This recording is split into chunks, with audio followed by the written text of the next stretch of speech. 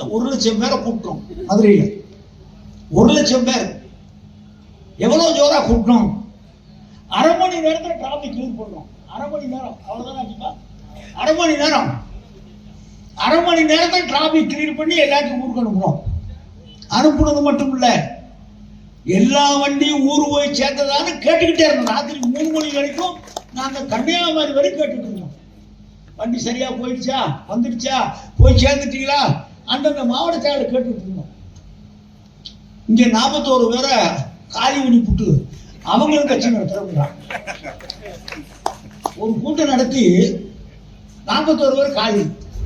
வேடிக்கை பார்த்தவன் பக்கத்து வீட்டுக்காரன், இந்த கூட்டம் நடத்துற வீட்டு பக்கத்துல இருந்த வீட்டுக்காரன், குழந்தைகள், இவங்கெல்லாம் கட்சி. இது ஒரு கட்சி. இதுதான் கட்சி. இவங்கெல்லாம் கட்சி நடத்தி என்ன தெரியும். 1,00,000 பேர் திரண்டிருக்கோம். டிசிப்ளின்.